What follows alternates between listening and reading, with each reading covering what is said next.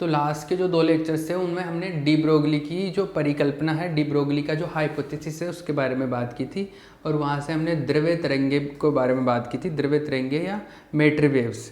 और हमने ये बोला था कि हर एक पार्टिकल गतिशील कण के साथ में तरंग संलग्न रहती है, उस तरंग को हम लोग द्रव्य तरंग बोलते हैं, मैटर वेव बोलते हैं। मतलब हर एक मूविंग पार्टिकल के साथ में एक एसोसिएटेड वेव होता है, and that wave is known as matter wave, ठीक है ना। फिर उसका लेमडा कैलकुलेट किया था अलग अलग कंडीशन में, ये हो गया था। अब मैं ये बात करूँगा कि इस चीज़ को ध्यान से देखना, ये जो टॉपिक है वो टॉपिक किस नाम से है, ये टॉपिक इस नाम से है क्या, ये है वेव पैकेट,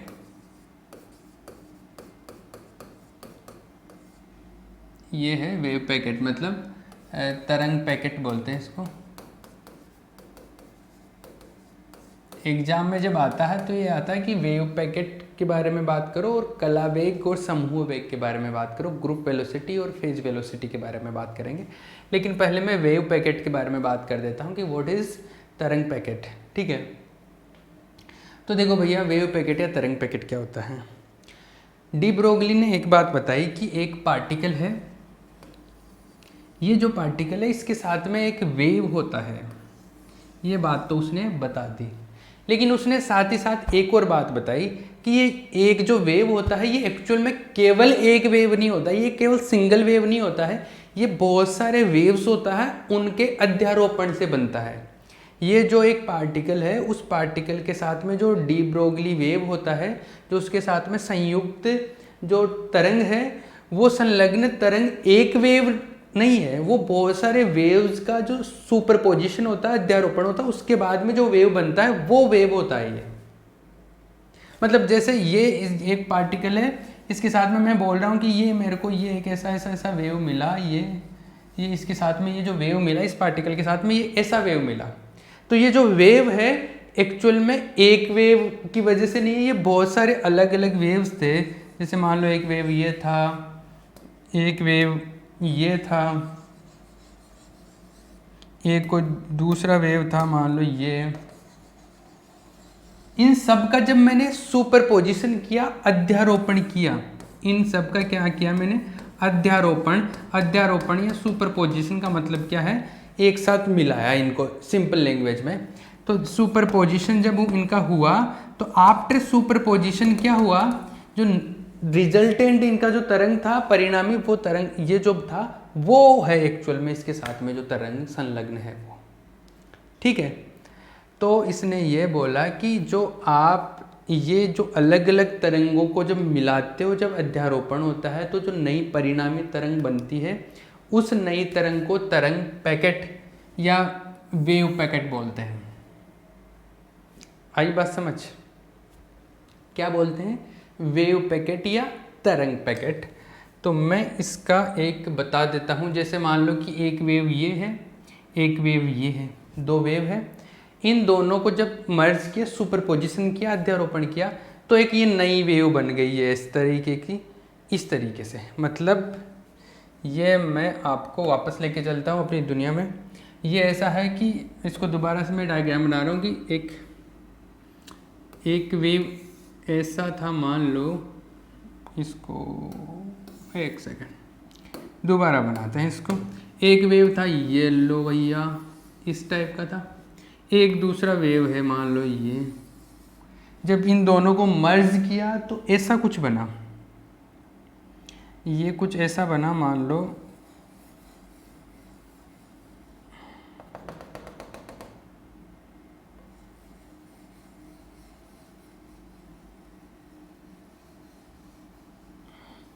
इस टाइप से। मतलब ये जो वेव बनी वो इस टाइप की वेव बन रही है ऐसे। अब इस वेव में देखो एक थोड़ी सिमेट्री है, ऐसा है, ये वाला जो है इस टाइप का, ये फिर से जनरेट हो रहा है। ये जो, इसको ध्यान से नोटिस करो, ये जो है ये फिर से नोटिस हुआ, ये फिर से ऐसे जनरेट हो गया। ये मेरे से तो सेम साइज के नहीं बने, लेकिन ये सेम साइज के बनते हैं, ये जैसा भी होता है। तो जो परिणामी जो तरंग बनी, जो अध्यारोपण के बाद में जो आफ्टर सुपरपोजिशन जो रिजल्टेंट वेव बना, वो कुछ वेव इस तरीके का बनाई है ये। और इसमें सही तरीके से देखा गया तो एक मेरे को ये पैटर्न देखने को मिल रहा है, ये वाला, ये जो है इसको बोला गया वेव पैकेट। ये जैसे एक पैकेट हो गया, दूसरा इस तरीके से, ये क्या है अपना वेव पैकेट है। वेव पैकेट मतलब तरंग पैकेट। आई बात समझ? तो मैं पहले इसके बारे में कुछ लिखवा देता हूँ, फिर इसके बारे में डिटेल में बात करेंगे, इसका एक डेरिवेशन भी करेंगे हम लोग। तो लिखो भैया,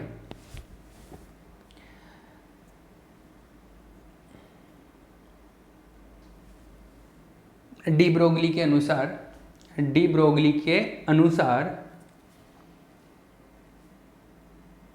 किसी भी कण के साथ संलग्न, डी ब्रोगली के अनुसार किसी भी कण के साथ संलग्न तरंग अलग अलग आवृत्ति की तरंगों के अध्यारोपण से प्राप्त होती है, तथा अध्यारोपण के पश्चात जो परिणामी तरंग बनती है, अध्यारोपण के पश्चात जो परिणामी तरंग का निर्माण होता है, ऐसे लिख लो, निर्माण होता है,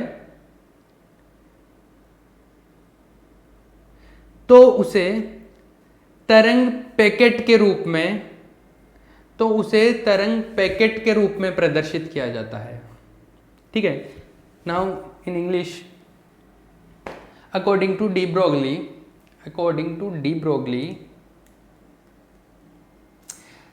the associated wave with a moving particle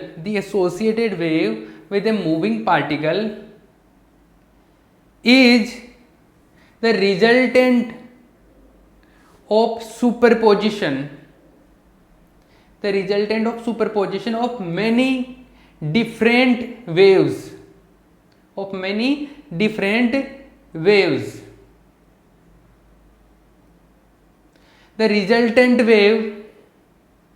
The resultant wave has a particular fixed pattern,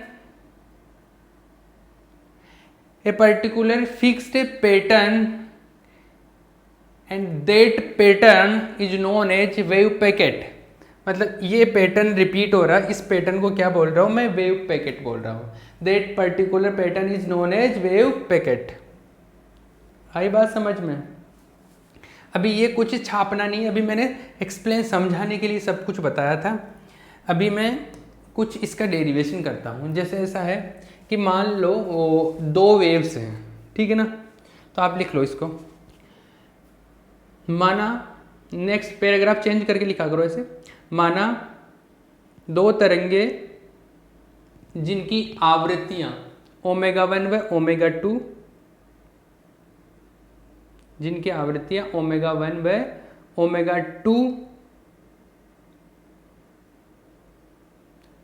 तथा तरंग नियतांक k1 व k2 है। Let there are two waves of frequencies omega 1 and omega 2 and wave number k1 and k2। तो ऐसे हैं, दो waves हैं, एक का फ्रीक्वेंसी ओमेगा 1 फ्रीक्वेंसी है, दूसरी का फ्रीक्वेंसी कितना है? ओमेगा 2 है। पहली जो वेव है ये वैसे एंगुलर फ्रीक्वेंसी है, कोणीय आवृत्तियां हैं, तो एक का आवृत्ति ओमेगा 1 हो गया, दूसरे का ओमेगा 2 हो गया। इसका जो तरंग नियतांक है या जो वेव नंबर बोलते हैं, तरंग संख्या, वो k1 बोल दिया, इसको k2 बोल दिया। ठीक है, क्लियर है? ठीक है भैया। जो पहली तरंग है उसका जो मैं फॉर्मूला लिखता हूँ वेव का, वो ऐसे लिख दिया मैंने, a sin omega t minus kx। ये एक वेव को लिखने का एक होता है तरीका, होता है साइन के फॉर्म में। हम लोग ये काम में ले रहे हैं, कोस में भी लिखते हैं, साइन में भी लिखते हैं। आपने कहीं भी ऑसिलेशन पढ़ा होगा तो वहाँ पे देखा होगा। अभी हम लोग ये काम में लेके चल रहे हैं। मैं पहली वेव के लिए बात कर रहा हूँ, तो पहली वेव के लिए मैंने ये ओमेगा 1 लिख दिया और ये k1 लिख दिया, ठीक है। दूसरी वेव के लिए y2 लिख दिया मैंने, वो हो गया a sin omega 2t minus k2x। जहाँ पर 1 लिखा हुआ था वहाँ पे क्या लिख दिया, 2 लिख दिया। ये जो a है ये है एम्पलीट्यूड है, आयाम है इनका। आयाम जो है एम्पलीट्यूड है, मैंने दोनों का इक्वल रखा ताकि कैलकुलेशन इजी हो जाए, ठीक है। क्योंकि मैं तो यहाँ पर एक एग्जाम्पल प्रेजेंट कर रहा हूँ, वैसे देखा जाए तो यहाँ पर क्या बहुत सारे वेव्स होते हैं, तो और का भी करेंगे तो कैलकुलेशन टफ हो जाएगा। हम लोग सिंपलेस्ट वे में बात करें, इसलिए मैंने दोनों का आयाम सेम ले लिया, एम्पलीट्यूड इक्वल कर दिया है, ठीक है। अब अध्यारोपण के पश्चात, आफ्टर सुपरपोजिशन, अगर इन दो वेव्स हैं मान लो और उनका सुपरपोजिशन कर रहे हैं तो अध्यारोपण के पश्चात क्या हो रहा है, after superposition, after superposition, after superposition y is equals to y1 plus y2, ऐसा आएगा। इसको मैं इसको लिख लेता हूँ 1, इसको 2 लिख देता हूँ और इसको कुछ a लिख देता हूँ। a तो अभी हम लोग एम्पलीट्यूड को लिख रहे हैं तो इसको इक्वेशन नंबर मैं 3 लिख देता हूँ, ठीक है। तो 1 और 2 से 3 में वैल्यू पुट कर देते हैं, फ्रॉम 1 एंड 2, फ्रॉम 1 2 एंड 3 की बात कर रहे हैं साथ ही, मतलब 3 में 1 और 2 से वैल्यू पुट करने पर, मान रखने पर जो परिणामी वेव आएगा, जो रिजल्टेंट वेव आ रहा है वो ऐसा आएगा, a sin omega 1t minus k1x plus a sin omega 2t minus k2x, ये आ गया, ठीक है भैया। इसमें मैं क्या कर सकता हूँ, ये a कॉमन आ गया, a कॉमन आ गया तो ये हो गया sine omega 1t minus k1x plus sine omega 2t minus k2x, ये आ गया। ये ट्रिग्नोमेट्री का कोई फॉर्मूला हो रहा है, जैसे sine c plus sine d वाला एक फॉर्मूला होता है, उस टाइप का ये एक फॉर्मूला हो गया। तो sine c plus sine d से इसको मैं ओपन कर सकता हूँ, दूसरे तरीके से लिख सकता हूँ, जैसे sine c plus sine d का एक फॉर्मूला होता है, उसको हम लोग ऐसे लिखते हैं sine 2 sine c plus d by 2 cos c minus d by 2, ये फॉर्मूला होता है साइन c प्लस d का। अब c की जगह तो ये है और d की जगह ये है, तो c की जगह ये है, d की जगह ये, तो वैल्यू पुट करो, इसको सॉल्व करो। तो after solving what will get, ये हो जाएगा y इक्वल्स टू a, ये आ जाएगा, देखो ठीक है, ये आएगा 2 को तो मैं बाहर लिख लेता हूँ, ये आएगा साइन, ये इस ब्रैकेट को एक बार हटा देते हैं, ये आ गया साइन c प्लस डी मतलब ये प्लस ये, तो ये आएगा omega 1t minus k1x plus omega 2t minus k2x, क्या आएगा by 2 into cos c minus D, तो ये आएगा c माइनस डी, तो c माइनस डी, तो ये आएगा c माइनस डी में omega 1t minus k1x minus D, ये minus omega 2t minus minus plus k2x by 2, ऐसा आ जाएगा। अब इसको सोल्व करो, ये जो आता है आपका, ये आ गया, देखो अभी ये आया 2a, मैं इसको ऐसा लिख सकता हूँ साइन, देखो ओमेगा 1t ये ओमेगा 2t, तो मैं इसको ऐसा लिख सकता हूँ ओमेगा 1 प्लस ओमेगा 2t, और जो k1 k2 वाला है इसमें अगर मैं माइनस कॉमन ले लूँ तो माइनस k1 प्लस k2x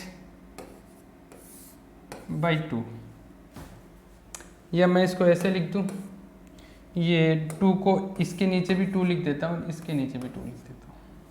ये जो टर्म है इसको ऐसे लिख सकता हूँ कॉस ओमेगा 1 ओमेगा 2 वाले को एक साथ ले लेता हूँ क्योंकि t कॉमन आ रहा है इन दोनों में, तो ये आ गया omega 1 minus omega 2 by 2 into T, k1 k2 वाले में k माइनस कॉमन ले लेता हूँ, तो ये हो गया k1 minus k2 into x by 2, ये मिल गया भैया दोनों से, ठीक है।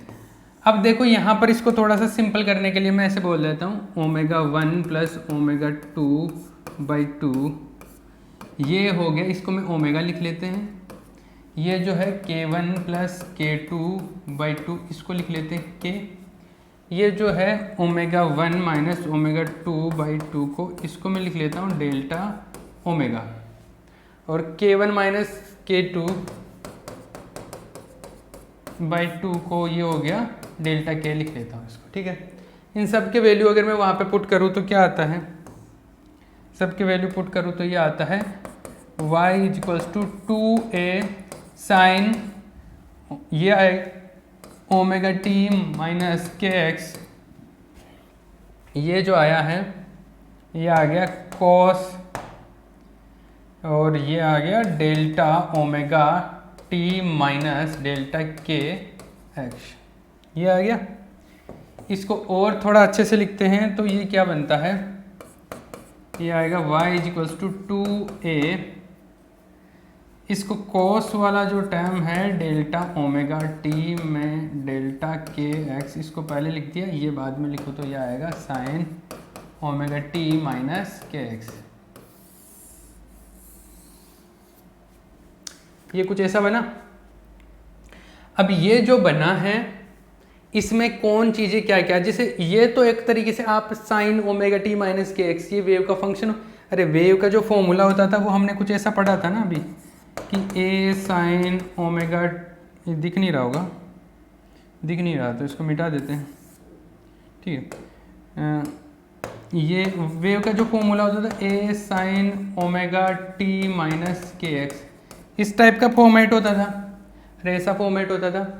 तो इस फॉर्मेट के अंदर अगर मैं बात करूं, इस फॉर्मेट में अगर ये जो है ये ऐसा आ गया, ये जो है ये क्या होता था, आयाम होता था, एम्पलीट्यूड होता था। इसका मतलब है कि यहाँ पर ये तो वेव को रिप्रेजेंट कर रहा है, ये पूरा किसको रिप्रेजेंट कर रहा है, आयाम को रिप्रेजेंट कर रहा है, एम्पलीट्यूड को रिप्रेजेंट कर रहा है, कि इस वेव का जो एम्पलीट्यूड है वो ये है। तो ये तो एम्पलीट्यूड हो गया पूरा, और ये जो होता है ये वेव में ये वाला पार्ट क्या होता है, फेज होता है, कला होता है, क्या होता है, फेज, ये कला होता है, ये क्या होता है, आयाम होता है, एम्पलीट्यूड होता है। इसका मतलब हो गया कि ये तो हो गया कला, वेव का फेज हो गया, और ये पूरा क्या हो गया, यहाँ से यहाँ तक लेके आयाम हो गया, एम्पलीट्यूड हो गया। क्योंकि इसके साथ में जो भी लिखा हुआ होता है एम्पलीट्यूड होता है, जनरली कांस्टेंट होता है, पर यहाँ पे कांस्टेंट नहीं है, ये है। ठीक है, तो यहाँ पर एम्पलीट्यूड ये हो गया, क्लियर है। अगर एम्पलीट्यूड कांस्टेंट होता है तो वेव हमारे को जनरली ऐसा मिलता है, ये ऐसा, मतलब ये हाइट है ना सबकी बराबर होती है। लेकिन यहाँ पर देखो ये कैसा है, इस टाइप का है, इसका मतलब कि वेव ऐसा नहीं मिलेगा, वेव कुछ अगर बनाते हैं ना तो फ्यूचर में जाके ये वेव, अभी थोड़ी देर बाद में बनाऊंगा मैं, इस टाइप का बनता है, ये मतलब इस टाइप का मिलेगा। क्योंकि एम्पलीट्यूड जो है आयाम है, देखो समय का भी फंक्शन और एक्स का भी फंक्शन है, टाइम का भी और पोजीशन का भी। इसका मतलब एम्पलीट्यूड कांस्टेंट नहीं है, आयाम कांस्टेंट नहीं है, नियत नहीं है, इसका मतलब ये चेंज होता रहेगा। तो मैं इन सबको मिटा के नई कहानी बनाता हूँ। ठीक है, तो देखो भैया ये जो है 2a cos delta omega T minus delta के एक्स, ये क्या है, आयाम है, तरंग का आयाम है, परिणामी तरंग का आयाम है,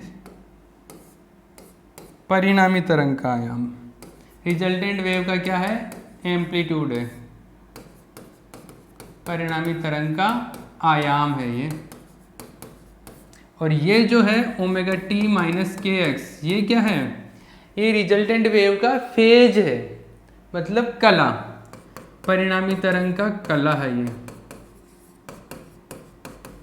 परिणामी तरंग की कला, फेज ऑफ रिजल्टेंट वेव, ये फेज है, और ये क्या है, amplitude of resultant wave, amplitude. तो ये है amplitude of resultant wave. Clear है, ये बातें समझ में आती है कि नहीं आती है। तो आपको एक तो ये चीज़ ध्यान में रखनी है कि आयाम क्या है, और एक ये कि तरंग फेज क्या है। क्लियर है, ये दो बातें समझ में आ गई हैं। तो हम लोग क्या पढ़ रहे थे, हम लोग ये पढ़ रहे थे कि वेव पैकेट क्या होता है, तरंग पैकेट क्या है। तो हमने क्या पढ़ा, हमने ये पढ़ा कि जो डी ब्रोगली ने बताया था कि एक पार्टिकल है मूविंग पार्टिकल, उसके साथ में तरंग रहती है, तो वो तरंग अकेली नहीं होती है, वो बहुत सारी तरंगों से मिलकर बनी होती है। डिफरेंट डिफरेंट वेव्स, फ्रीक्वेंसी की जो वेव्स होते हैं उनके सुपरपोजिशन से वो बनती है, रिजल्टेंट होता है उनका। और वो जो बनती है वो कुछ, उसके लिए हमने उसको हम लोग क्या बोलते हैं, उसमें एक पैटर्न मिलता है, उसको तरंग पैकेट बोल देते हैं। और जो तरंग पैकेट बना तो उसके लिए हमने एक डेरिवेशन कर लिया कि सिंपल सा एग्जांपल ले लिया कि दो वेव ले लिए हमने और उनका सुपरपोजिशन करा दिया, तरंग उनका अध्यारोपण करा दिया, और अध्यारोपण से हमारे को ये मिलता है। अब जो ये मिला है, अगर इसका अगर हम लोग कर्व बनाते हैं, ग्राफ बनाते हैं, तो वो ग्राफ कुछ ऐसा मिलता है। इसका जो ग्राफ बनाते हैं वो ग्राफ कुछ हमको ऐसा मिलता है। कैसा मिलता है? जैसे मान लो कि एक वेव तो ऐसा था हमारा, इसका तो आवृत्ति था ω1 और इसका जो तरंग नंबर संख्या था वो था k1, इसका फ्रीक्वेंसी और वेव नंबर हो गया। दूसरा जो था वो हमारा कुछ एक मान लो कि ये था, ये इसका ω2 था और इसका क्या था, k2 था। जब इन दोनों का सुपरपोजिशन कराया हमने, अध्यारोपण कराया, तो जो नया तरंग बना वो नया तरंग ऐसे बना। अध्यारोपण के बाद में वो नया तरंग ऐसा बना। कैसा बना? वो ऐसा बना। दोबारा बनाते हैं। मेरा ड्राइंग बहुत ही ज़बरदस्त नहीं है, आप इसको ऐसे भी समझ सकते हो कि बहुत बेकार है। अरे बड़ी मुश्किल से तो बन रहा है और फिर मिट जा रहा है ये। मैं कुछ पैटर्न बनाने की कोशिश कर रहा हूँ। देखो, ऐसा जो परिणामी तरंग बनेगा वो कुछ ऐसा बनेगा। इसको थोड़ा सा बड़ा बनाते हैं ना। ओ, गड़बड़ हो गया, ये लो, ठीक है। अब देखो, जो परिणामी तरंग है, रिजल्टेंट वेव है, ऐसा बनेगा। अब जो ऐसा बना है बनेगा ऐसा, ये दिखेगा। अब इसमें देखो, ये जो है इसको बोलते हैं तरंग पैकेट, तरंग पैकेट, तरंग पैकेट, तरंग पैकेट। तो आप जब बुक्स में देखते हो जनरली ये डायग्राम ऐसा बना हुआ दिखता है आपको।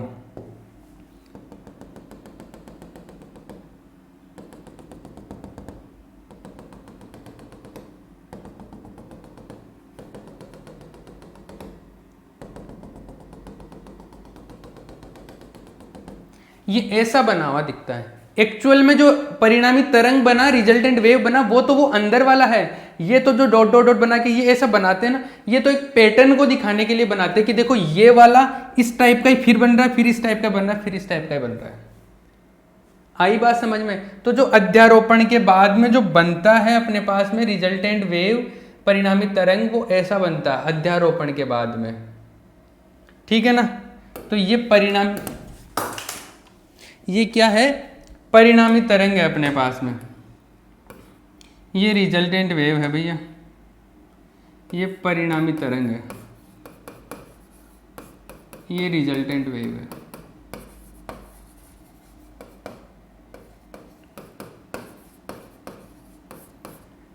आ गई बात समझ में? ये क्या है? रिजल्टेंट वेव है। क्लियर है? ये जो है एक, इसको क्या बोल देंगे? तरंग पैकेट बोल दो इसको, तरंग पैकेट, वेव पैकेट है ये। क्लियर है?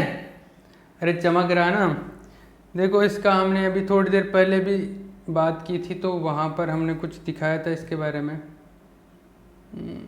1 सेकेंड, हम लोग बताते हैं इसको। ये जैसे हमने ये बताया था कि इन दो को मिलाया तो ये ऐसा बन गया ना, दिख रहा है यहाँ पे। अगर मैं इसके बारे में कुछ और बात करूँ तो जैसे अगर कुछ और डायग्राम दिखाऊं, देखो यहाँ पर एक दूसरा गिवन है, ये रहा। इसमें देखो बहुत सारे वेव्स मिला दिए, 4-5 वेव है, ये 5 वेव को मिला के ये बन गया। पर जो बनता है वो एक पर्टिकुलर पैटर्न बन जाता है, और उस पैटर्न में जो एक पार्ट है वो वेव पैकेट हो जाता है, वो तरंग का क्या हो जाता है? पैकेट हो जाता है। ये ऐसा दिखा दो या ऐसा दिखा दो, अलग अलग है। अभी देखो टेक्नोलॉजी इतना बढ़ गया कि कोई भी चीज़ समझ में नहीं आए ना तो आप विकिपीडिया गूगल कर लो या यूट्यूब पर कर लो, कहीं पर भी आपको चीज़ें मिल जाती हैं, ठीक है ना।